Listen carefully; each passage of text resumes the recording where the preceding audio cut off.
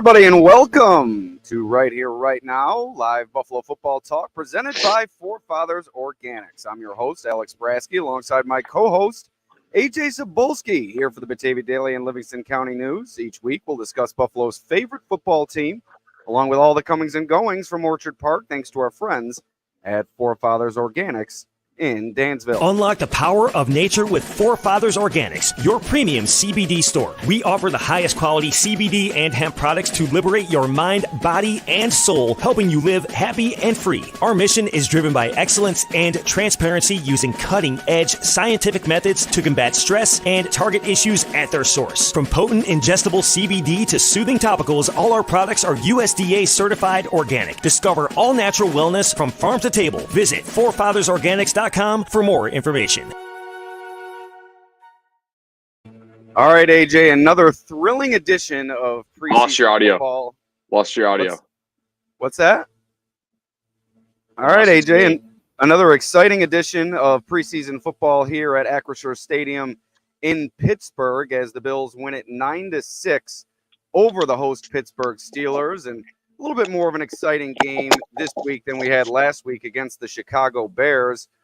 Not many points to be spoken about, but a lot more exciting plays and exciting performances to detail here on the podcast. And we'll kick it off with the performance of the defense, just a dominant day from the Bills defensive unit, and it really spearheaded by Buffalo kid Joe Andreessen, an undrafted rookie. Gets the start today over Terrell Bernard. Bills deciding to hold him out due to the growing injury problem on the roster. You lose Matt Milano for an extended period of time. And Terrell Bernard held out of this game. Kind of precautionary. Bills not wanting to lose any more starters here in this one. So Andreessen gets the start, and what a performance he had here tonight in Pittsburgh. 12 tackles, 2 of which came for a loss. Just an incredible all-around performance. He did it against the run. He did it against the pass. Really just doing it at all levels, and spoke with him after the game and said he was a bit nervous upon learning that he was going to get the start. Learned about it this past Thursday leading into the game. Said he was thankful that the coaching staff didn't surprise him with the news. That let him prepare himself a bit for this big moment. Had a bunch of friends and family in the stands, so that really helped him as well. And just what a performance from Andreessen here tonight. Asked Greg Rousseau about him after the game, and he just simply said he's a dog. And that's really the type of performance that Andreessen put on this evening here in Pittsburgh. Another of the Bills' defensive players that really shined here this evening, Greg Rousseau off the edge, 2 sacks and a half, really dominating Broderick Jones, the right tackle for the Steelers, using that bull rush to push him into the backfield and get those 2 sacks on his own, and also helping out Ed Oliver on a half sack. And that half sack was actually help created by Joe Andreessen. Got some pressure in the backfield, forced the Pittsburgh quarterback, I forget if it was Russell Wilson or Justin Fields at that time, to step up in the pocket, and Rousseau and Oliver were waiting to swallow him up. So an overall great performance from the Bills defense tonight, and it was really encouraging to see the dominance, not only from Andreessen in his first performance in a big moment, but the Bills defensive line. I tweeted it out after the Matt Milano injury news surfaced, and the Bills front four becomes increasingly more important for this team this year with that loss of Milano. You look to the linebackers at the beginning of the preseason and offseason, you thought that crew can be the strength of this defense, but now you lose Milano. You have to fit in Dorian Williams, who we'll get to a little bit later on this podcast. You really need that front four led by Greg Rousseau, AJ Epinesa, Daquan Jones, and Ed Oliver. You need them to carry the day, and that's exactly what they did tonight, powered by Rousseau's 2.5 sacks and 4 tackles. And it was really in just a quarter of action, 3 possessions really for Rousseau out there against the Steelers. So quite the productive performance for Rousseau. It really highlighted a solid overall performance from the Bills defense here this evening. Many of the starters for the Bills defense played here tonight. Bernard, the only starter not to take the field.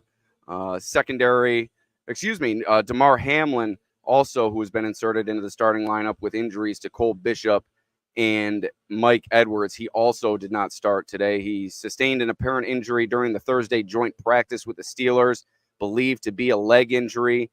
He did not return to that practice. We spoke with reporters after the practice, said it was something minor, and the coaches just kind of taking precautions with all the injuries building up on the defensive side of the ball.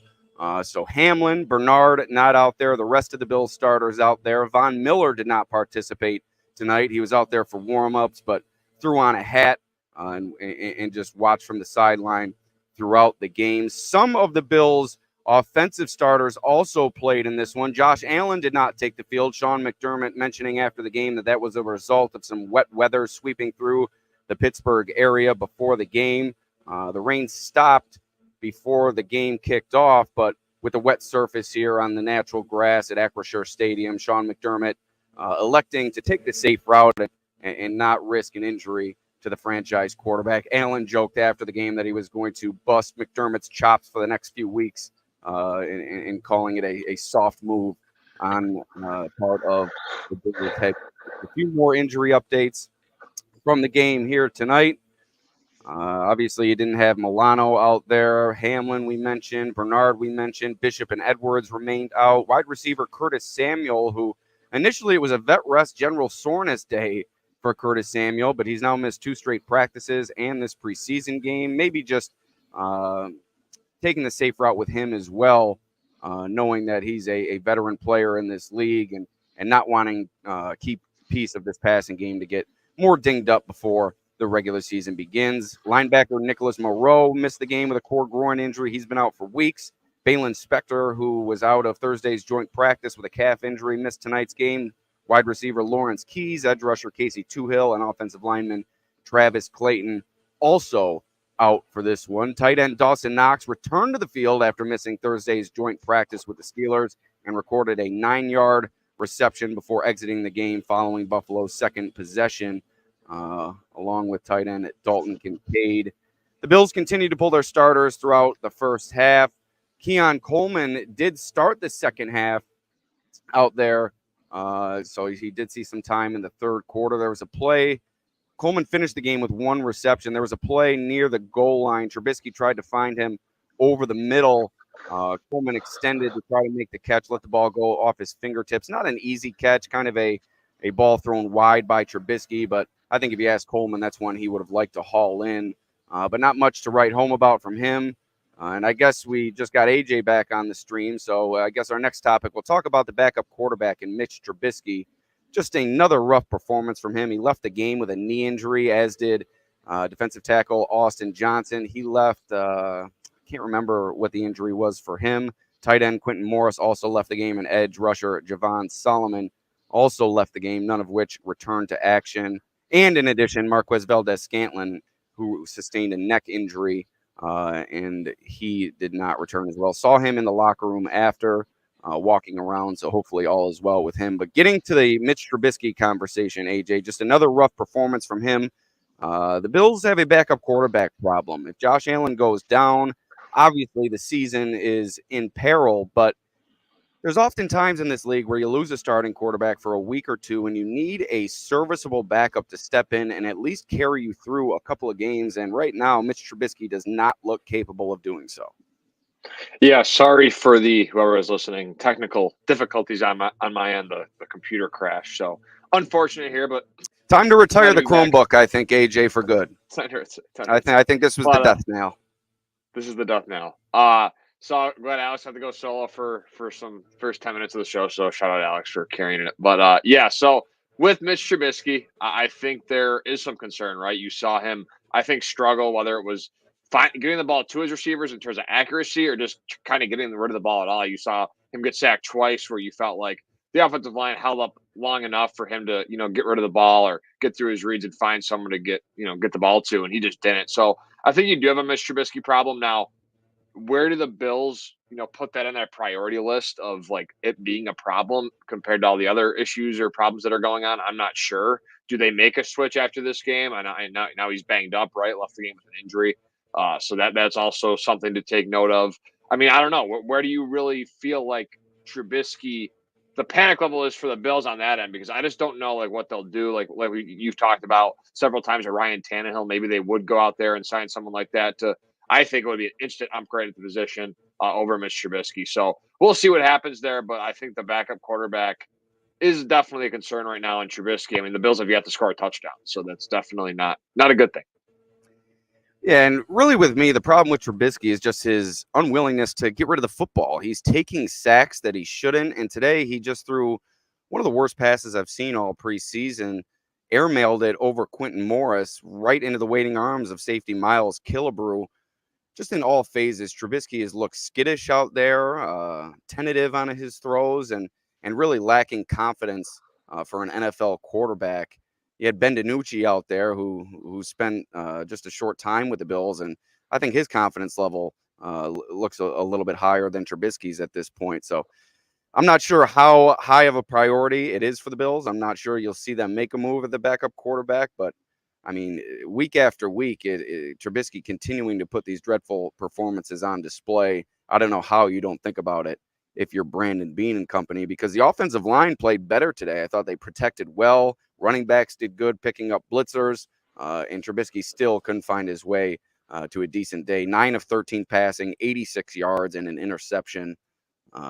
Just erratic from Mitch Trubisky, and certainly leaving a lot to be desired. Ryan Tannehill, the hot name amongst Bills fans, still out there on the free agent market. Not sure if they'll dip their toe in that water. Obviously, the backup quarterback with the Bills, it's somewhat about the quote-unquote vibes in that room with Josh Allen. You go from a Kyle Allen, who's good friends with Josh Allen. Now Mitch Trubisky returns, also good friends with Josh Allen. But at some point, the production has to mesh with the personality, and thus far, that is not the case for Mitch Trubisky. Elsewhere on offense, like I said, much better performance from the offensive line. I think we failed to touch on the dreadful performance from the O-line last week, but really a bounce back week this week. And talk to Ray Davis as it's starting to rain out here. I might have to make a move as Thad Brown and Josh Reed also caught out here next to me in the rain. But offensive line much better this week. And Ray Davis said that Aaron Cromer really challenged that group throughout the week of practice and talking some trash to them, really trying to urge them to a better performance, and came through with one, opened some running holes for James Cook and Ray Davis, who we'll touch on a little bit more on our next topic. Yeah, I thought the offensive line played well, right? And you feel like the second team really did a good job. I thought the communication was there, really opened up some gaps for James Cook and Ray Davis. I thought Cook was good in the run game, made a couple quick moves, right? I think that their initial push on the line of scrimmage, I thought the Bills' offensive line just pushed the Steelers off the ball and dominated the D line. And I think both sides of the lines today, offense and defense, really put it together. And I think that's kind of the standard that Sean McDermott was talking about. He's raved and raved about, right? The trenches. That's the most important part of being a successful team. I know fans get tired of it, but what do the Bills do this week? They dominate on the defensive line and they dominate on the offensive line. And I know it wasn't pretty, but they got to win, 9-3 win. And I think the offensive line played great. Trubisky had time, all the time in the world to throw. Like you said, he just held onto the ball too long and couldn't find his receivers or pass catchers open. So all in all, I thought you saw this team respond to Sean McDermott's comments regarding the energy and kind of how they came out with the vibes and all that stuff. I thought they really put their foot forward, especially along the O-line, D-line, to really get it done today. Well, midway through this podcast, we'd like to thank our sponsor once again, Forefathers Organics in Dansville. Unlock the power of nature with Forefathers Organics, your premium CBD store. We offer the highest quality CBD and hemp products to liberate your mind, body, and soul, helping you live happy and free. Our mission is driven by excellence and transparency, using cutting-edge scientific methods to combat stress and target issues at their source. From potent ingestible CBD to soothing topicals, all our products are USDA certified organic. Discover all natural wellness from farm to table. Visit forefathersorganics.com for more information. All right, AJ, your reflections on the defense. You missed that part of the conversation, so I'll allow you here to get your thoughts out there, primarily on Joe Andreessen and Greg Rousseau. Dominant day for both of them. Yeah, first I'll start with Greg Rousseau. I thought, Alex, it seemed to me today, and maybe you can take note of this. I know we've seen a lot of Greg Rousseau throughout the course of his time in Buffalo and going into a fourth season. It always felt like he was the guy that could make the initial move or get the initial push, but could never complete it, right? And I feel like today the game really slowed down for him in a way. I thought he was able to set up his moves, use the change of pace, his power, his strength to detach himself from the block to kind of blow Broderick Jones up twice. The first round pick, who I thought had a good camp based on everything I've heard from the Steelers side of things.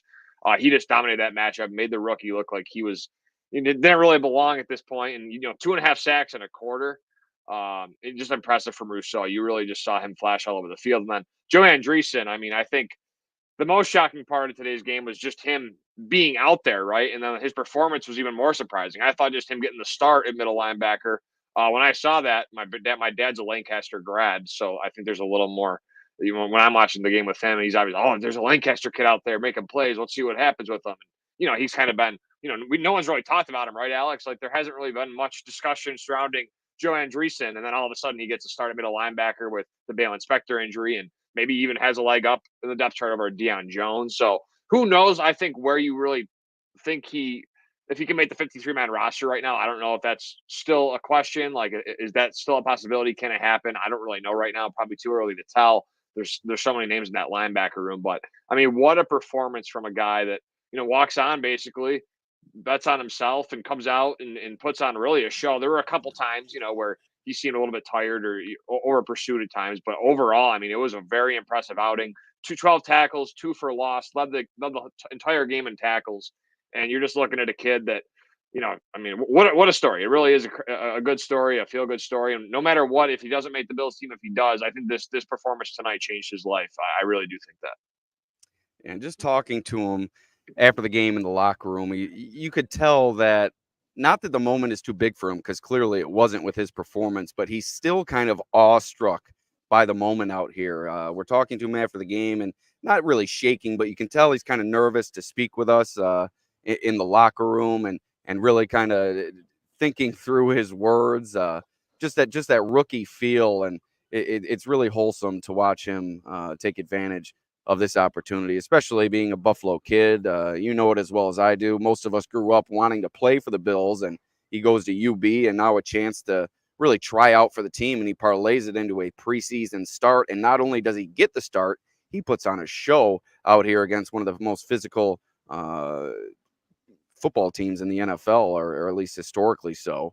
Didn't really look like that tonight on the offensive side of the ball, but perhaps that was because of the great performance from the Bills defense. But another Bills defensive rookie that really shined today and has been climbing in the ranks at his position, cornerback Daquan Hardy. He seems to have a stranglehold on that punt return job, and it's kind of been a roller coaster to watch him back there. Had the fair catch inside the 5-yard line last week. This week, he's tightrope walking along the end zone before I think it was an 11-yard return he ended up turning it into. Later, he burst down the left sideline for a smooth 31-yard return. So it's kind of been a cornucopia of results for Hardy thus far, but certainly you saw his explosive ability and that playmaking ability that the Bills brought him in for in the return game. Yeah, I think you're looking at a guy who's really putting his best foot forward to make this team. I thought the punt return today was great, right? Showed some juice. He obviously got the first call in that spot, so the Bills are trusting him. There was one play in particular where he shot the run gap beautifully, but just kind of over pursued it. Running back bounced at the outside, missed the tackle. So that was one kind of negative play from Hardy, but I think we've seen enough flashes from him at this point where you can kind of feel comfortable with him, as the punt returner and as, that kind of dependable, do it all, maybe defensive back for this team in a pinch situation. So yeah, I liked what I see from Hardy. The athleticism is apparent in his game, whether it's, he got his hand on a ball, got up, skyrocketed it up in the air and jumped up and grabbed it. He's got a 40-inch vertical. So not too shocking, but you just see his athleticism continuing to flash. We're still sitting here talking about him, right? I feel like every show, the Daquan Hardy segment is involved. So that's always either a good or bad sign. In Daquan Hardy's case, a very good sign. So I really like everything I've seen from the rookie. And, another rookie that maybe we'll get to is Javon Solomon. But yeah, overall, Daquan Hardy really popped today. Yeah, Hardy not taking the ball away as much as I think Kaiir Elam did to begin his Bills career. I think that was really a exciting part of Elam's game his rookie season. Hardy maybe not completing the takeaways each time, but he is around the ball all the time. He's being challenged by opposing quarterbacks, and he's really answering the bell time and again, getting his hands on balls. I think he let a couple of interceptions that he may have had get away from him today. One of them, I think, went through his hands along the sideline, one that he had to leap for. Not a easy catch by any stretch, but yeah, he's always around the ball, seems to be in the right place at the right time, and the Bills need a player like that to emerge on the defensive side of the ball, losing as much as they did in the secondary. You're looking for maybe a Hardy, a Jamarcus Ingram, somebody else to step up in this room, and so far both of them are really taking the bull by the horns in that regard. And let me ask you this, AJ, what did you think from Dorian Williams today? I thought he got beaten coverage once, didn't make too many splash plays, but overall a solid performance from him in his first start post Matt Milano's injury. Yeah, there were some moments, like you said, where he was kind of lost in coverage on that play, was beaten over the middle. It was kind of, he did seem a little bit lost there. There were also a couple times in the run support where I thought he showed willingness to, shoot the gap. What Joe Andreessen did really well was just, every time the ball was snapped, the guy just flew to the line of scrimmage. And that's why you saw him get the 2 tackles for loss. And I'm sure his average depth of tackle wasn't, that crazy. That was always Tremaine Edmonds, why he was so polarizing is, he has 120 tackles, but his depth of tackle is 10 yards downfield. Right. So I thought Dorian Williams had some moments today where he had some physicality, right? He wrapped up Najee Harris. He was able to break free and get a couple extra yards, but you like to see him meet Najee Harris in the hole. The physicality's there, the speed's there. But I don't think I could. I wanted to take more positive away from Dorian Williams' performance today. I'm not saying he did anything bad, but I still just felt like he didn't stand out, right? Right. Yeah, a little bit more to be desired. I think would be the right kind of phrasing to put it. But I'm not concerned with it. I think as and again, I'm not discrediting Joe Andreessen's performance, but Terrell Bernard was also not out there. A very experienced player that has been in the system now for a full or 2 full seasons and really excelled last year. So I think being next to Bernard would have also helped Williams understanding where to be in that too. So I think that was a factor. But overall, average performance from Dorian Williams in his debut as the weak side linebacker for this team. And again, I think just the emergence of Joe Andreessen really just kind of overshadowed really anything of the Dorian Williams conversation. But average day. Yeah, kind of glossed over it. Scary moment with MVS. Just want to send our best wishes to him. It looked like he was going to be put on a backboard and taken off the field. But like I said, he was seen in the locker room after the game, not necessarily in good spirits, but walking around. So hopefully all is okay with him. But injuries really starting to become a problem, AJ. There were a few years where the Bills really had great injury luck. And now for these past couple of years, it's really turned the opposite way, really hardcore, to be honest with you. And the loss of Milano, several players going out tonight. Just when is it all going to end? Right. Yeah. And I thought, to John Roberts' comment, Kingsley Jonathan's sack was great. I thought that was a great finish by Kingsley Jonathan. I think struggled initially, but still won the rep and finish. And I think, again, that goes back to Jamon Solomon leaving with an injury that gives more opportunity, right, to a Kingsley Jonathan, who I still think's in the mix. They've brought him on several times over the past couple of years, and he's even seen some snaps in regular season action. So I still think there's a path if Solomon's injury's a little more serious that Jonathan can make a run for it. But yeah, and I think Solomon was impressive before he went out with that injury. He had a couple of pressures. Right. He also took part in abusing Broderick Jones, and he also made a couple of special teams tackles, which is key for him if he wants to find a contributing role on this team. Yeah. So overall, I think the injuries they are unfortunate. There's a long list of them. Trubisky obviously leaves today. MVS, like we mentioned. So the injuries are, stockpiling a little bit here, but that gives opportunity to players. And as Taron Johnson said to you, that's the opportunity to become a star. So that could happen. We'll see that approach, but not a good sign with all the injuries. I don't know if we talked about it yet, or if you talked about it in the opening segment that I missed, but how are your thoughts on the tight end 3 battle today with Zach Davidson and Quentin Morris? I thought Quentin Morris was Mitch Trubisky's favorite target. I mean, it didn't matter if he was double covered. Trubisky was going to sling it over to Quentin Morris's side of the field. And I thought Zach Davidson also had a nice route and kind of got some nice separation down the field. So they continue to trade punches, Alex. So maybe just your overall thoughts on how that tight end 3 battle is going. And do you think anyone has the edge there? Yeah, we'll have to follow Quentin Morris's injury. Left the game with a shoulder injury. Not sure of the severity of that. But yeah, I think it was a 34-yard catch from Davidson. Morris involved as well. I think it's trending more and more toward this team's going to keep 4 tight ends. On our latest roster projection, I had them keeping 4 tight ends and keeping 8 offensive linemen. I'm not sure how they'll do it, but like I said, with the performance of these two, time and again, game after game, practice after practice, it's going to be hard cutting bait on either Morris or Davidson. Morris has been with this team. He's proven himself as a special teams contributor, and I think the Bills have just been waiting to unlock this potential of Zach Davidson after an unhealthy year last year. So it's going to be tough to keep either of them off the roster. I think if you're going to weigh one over the other, I think Morris still has the edge due to that special teams ability. But like I said, I think it's trending toward this team keeping 4 tight ends.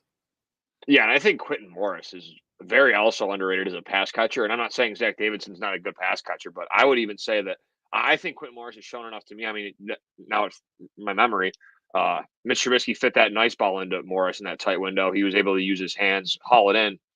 Great catch from a tight end in that situation. You know, Trubisky, obviously, there is some trust, and I know we're harping on Trubisky and his performance, but Quentin Morris has showed enough to not only, you know, Josh Allen to working with the ones on occasion, but when that second unit's out there, even last week, right, in the preseason game, Trubisky had him wide open up the seam for a touchdown and overshot him, which was how the interception was today, overthrew the receiver and right to the safety that was in coverage behind the Bills receiver. You just feel like Mitch Trubisky's been a little bit off the mark. I think Quentin Morris has had opportunities to put a little bit more on tape in terms of some nice catches upfield or up the seam or in the middle of the field, and he's just not gotten that opportunity because of bad ball placement or whatever the case may be. So it's definitely a fun battle. I've loved it. I've loved every second of it. I think it's been like a back and forth, really. You know, both players I think I like when battles are not, you know, one guy's really pulling away. I feel like they're both making each other better in a sense. And it's cool to see both of them kind of hitting their stride here with this Bills team.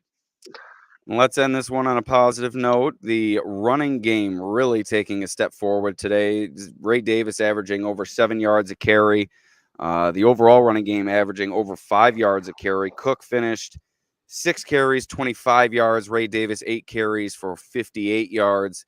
Davis just looks the part out there. He's going to be a solid NFL running back. He has a great head on his shoulders. Said that didn't have a great week last week. I think you can blame a lot of that on the offensive line, but just said he had to get back in the lab, did so, and worked his way to a great performance today. Like I said, he can really do it in all 3 phases, running the ball, catching the ball, and in pass protection. And as a mid-round running back, as a rookie, you need to be able to do all 3 things, and Ray Davis really excelling so far in all 3 of those phases.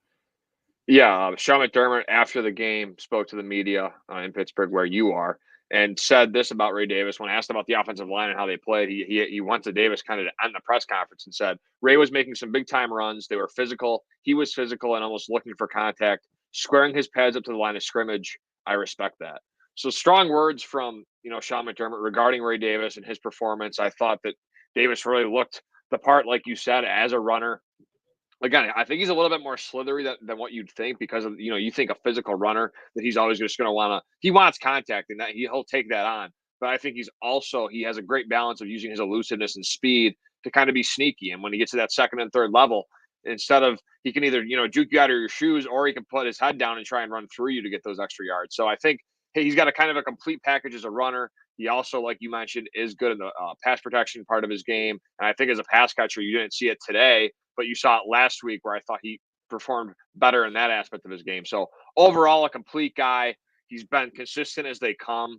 A little bit of ball security issues to start camp, but I feel like those have been kind of squandered here, you know, into the second week of preseason.